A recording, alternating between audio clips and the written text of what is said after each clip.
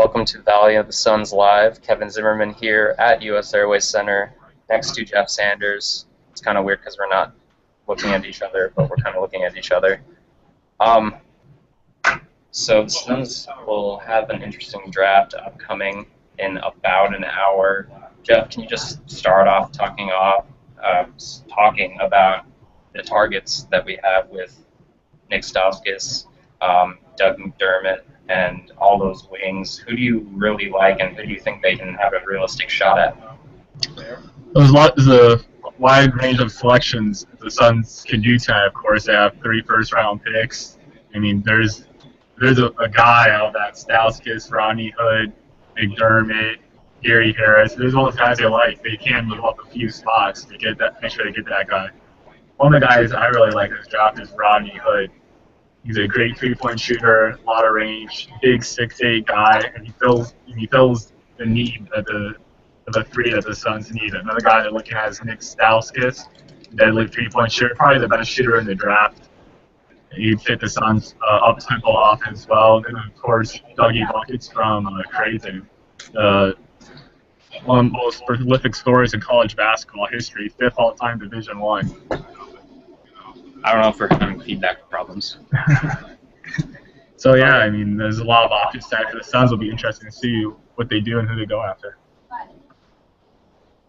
Now, I think the one thing that people are surprised about, there are a few rumblings about T.J. Warren being an option for the Suns. What do you think of him? I think that we all agree that James Young and Rodney Hood are really good shooters. The Suns need that.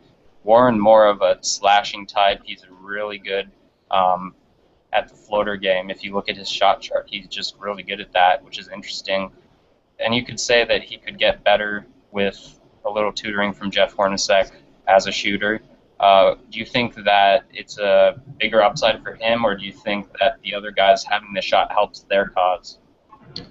Well, as being a big Pitt supporter, I saw a lot of T.J. Warren last year, and I'm a big fan of him. In both games he faced against Pitt last year, I mean, at Pitt he scored 41 points.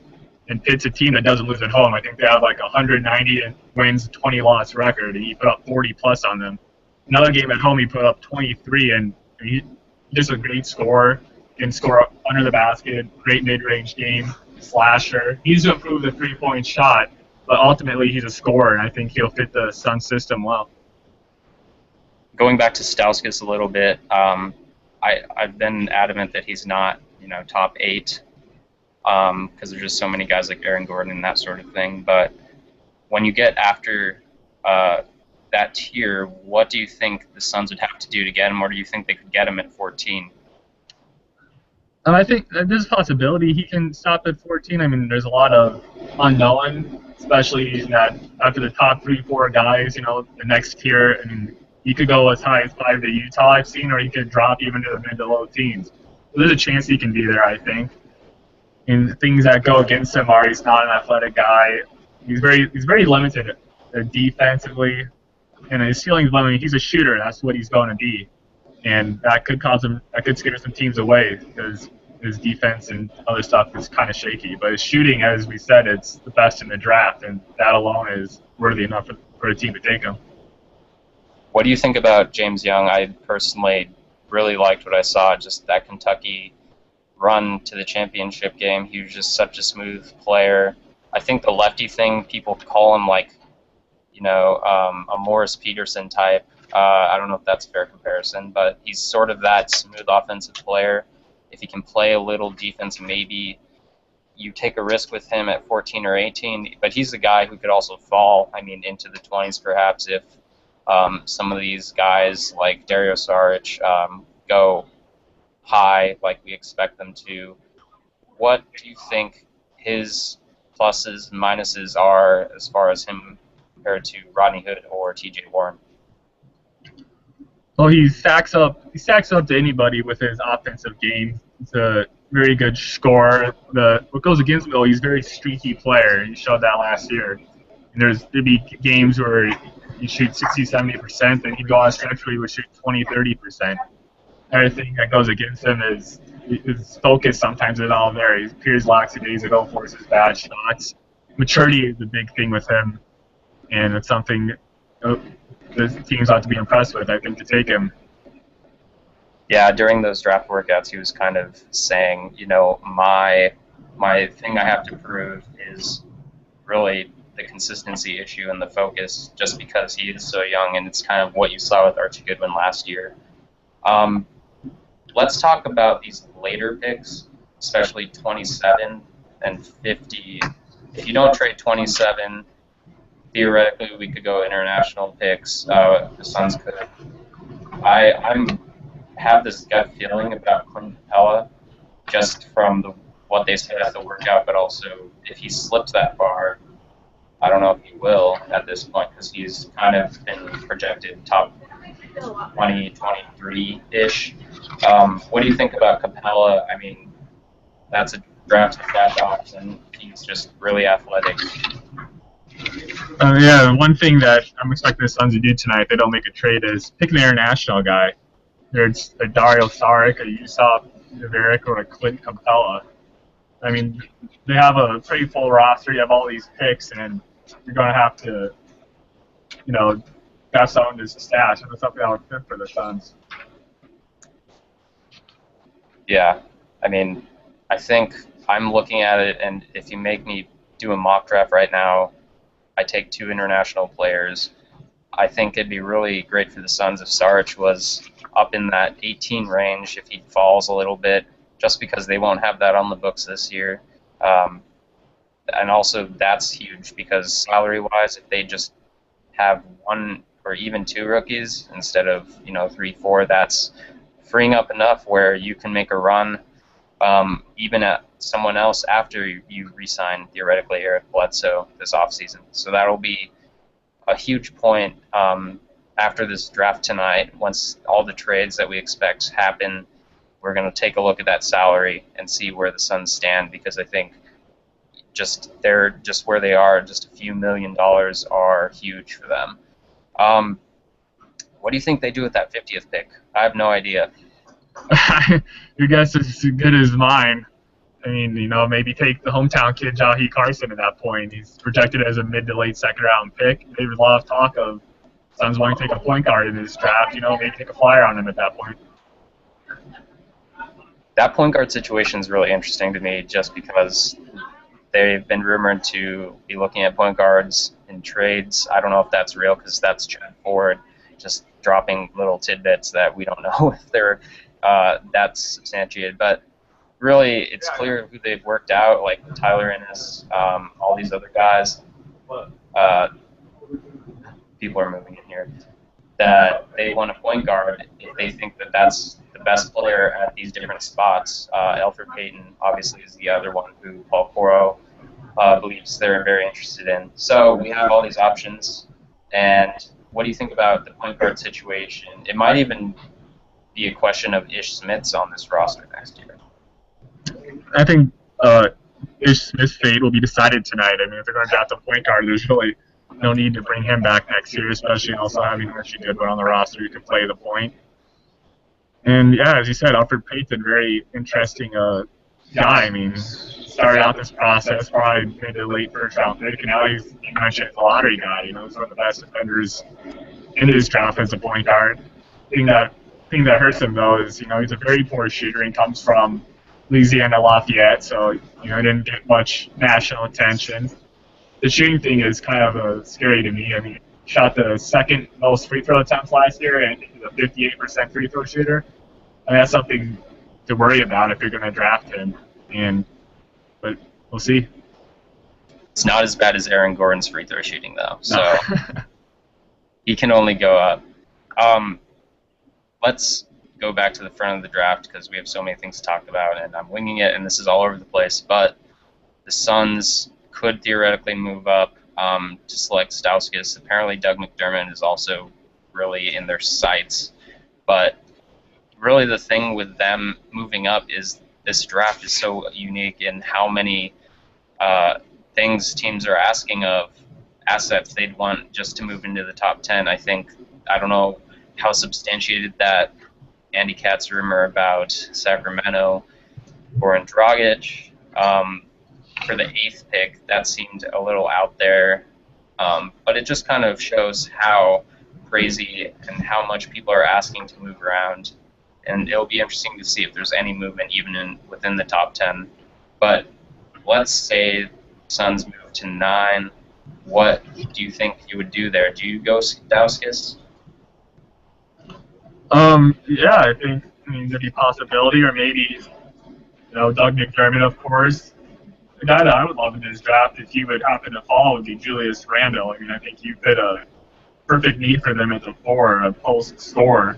But I don't think that's going to happen. Aaron Gordon also could be a possibility if they want to move up. There's so many guys in this 5 to 13, 14 range that, I mean, all could be good NBA players with the right fit. And, it's going to be interesting to see what happens tonight. With that power forward issue, too, you talk about Markieff. Obviously, Channing Frye is a free agent, so that's a bigger issue. Do you think they need to solve that problem in the draft as far as even if they don't move up to select a Julius Randle, do they need to get a power forward in this draft? Because obviously they're not trying to go by need, they're just going to go with the best player available. But do you think that's a huge issue with Markieff, Marcus being free agents next summer, Channing Frye maybe getting moved by the Warriors this summer? I think it is an issue and something to look at. Another guy that could be a perfect fit for them and that could be there at 14 for the Suns, who would be Adrian Payne out of Michigan State, the 6'10" power forward. Guy's explosive around the basket. He's also a very good outside shooter, probably on the top outside shooters for his type of guy in the draft. He can rebound the basketball, he can shoot, shows a lot of heart. I think he'd be a fantastic pick for them if the Suns wanted to go in that round and Payne was there. I think that if we had to predict there's going to be a trade, what kind of trade do you think the Suns will do today? Because there's obviously so many options. You could move up, you could trade for a current player. What do you think is the most likely? Or do you think that maybe they just do some international trades and trade a pick maybe for a future first? I think the most realistic is probably trade up 4 or 5 spots into that maybe 8 to 12 range if their guy that they want is there. They have pick 14, 18, 27, second round pick, couple more first rounders next year. They can do that if they want. They really like a Ronnie Hood. They really like a Nick Stauskas. He's sitting there at 11 with Denver. I mean, that's probably one of the more realistic type of deals I see tonight. What do you think about a Dragic, Stauskas backcourt? Let's just play theoreticals here. I mean, obviously they're both good shooters. Goran was really efficient this past year. He's a slasher. Stauskas leaves something to be desired there, but he's kind of in that same mold, bigger kind of a point guard, but people don't really project him as a point guard in the NBA. How would you see them playing together? I think they play well together. Stauskas' bread and butter is that set and shoot open three-pointer. As you said, Dragic slashing the basket. Guys up there come help often and leave Stauskas open. He can knock down shots. I think he was over 50% in both corners last year at Michigan. So that'd be a good fit, I think. Yeah. You're an Ohio State guy, right? So yes. So you probably at least saw some Michigan games. What do you think Stauskas' game translates to in the NBA? I mean, I didn't really watch them enough to know how much they did pick and roll, what he looked like in that situation. Do you think he can be a better facilitator? Even though he averaged more than 3, I believe, assists per game, I think he was pretty criticized nationally more than anything. And the progression of Glenn Robinson third didn't help. What do you think about him? I think he's going to be strictly a three-point shooter in this league. I mean, a very good one at that. But there's other skills and traits that don't really translate to NBA. I mean, he doesn't play defense, not athletic, and I think pretty much he's just a shooter at this point. Probably a better JJ Redick, I would say. Okay, that's not that bad because he got paid this past year. Okay, well, I'm going to go off here and make a Suns mock myself because I haven't really done that, and I should probably put myself out there and be vulnerable. So while I say these things and make it up in my head, think of something. I'm just going to say the Suns go 14th with, I'm going to say Warren there. because I don't know if Stauskas is going to fall. I'd say Stauskas, but I don't think he's going to fall that far. I think he's going to go 10, 11, somewhere in there. 18, I don't know. Adrian Payne is going to be there. I think he's a bit of a reach as far as being 14. A lot of people had him in mocks at 14 and just make that connection because of the stretch four and the Suns being after that. But I don't know if they would do that because there are going to be so many other players with higher upside at 14. But I'll go Payne 18. Then I will say they're going to get a international guy at 27. I don't really know who. Artem Klemenko, a guy they worked out, could be there, but I saw some other teams were really interested in him and could use one of those picks. Yeah, so I'll just go with him because I don't think Capella is going to fall. And then 50, I have no idea. Maybe Russ Smith, because that order that I just rolled off is there's no point guards in that, and they worked him out twice. They might like him. He's speedy. Could be like an Ish Smith. So that's my 4. I'd go Warren, Payne, Klemenko, I guess, and Russ Smith. Do you have any idea of what you would do if you're Ryan McDonough and you don't? This is theoretical because they're going to trade. Well, I'll say I'll agree with you with Payne and an international guy at 1827. At 14, I'm going to go with Rodney Hood. One of the few guys the Suns brought here twice, and I mean, he fits perfect with what they need as a small forward. Scorer, 3-point shooter, and I just love him at that pick. But 50, I'm going to go Johnny Carson. You know, get some ASU love out here. Okay. All right. I think we covered most everything. We've probably got to clear out here. Draft is in about 40 minutes, it seems. We'll see what the Suns do. I mean, it's going to be a wild day as far as we don't know what's going to happen. We've said this every day. Everything we write, we have no idea. But it's kind of clear who their targets are, but you never know if you get them.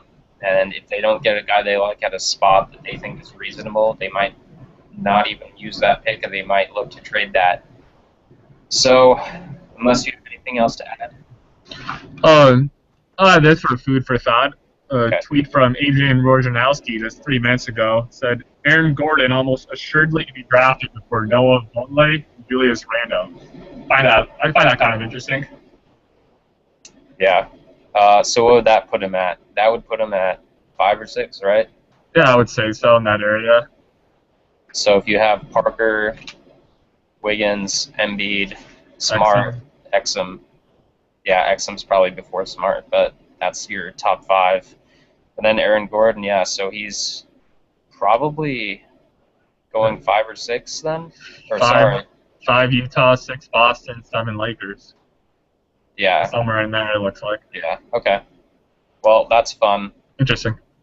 It'll be interesting to see how, if any of these top 2 tiers really affect the Suns, because guys can fall.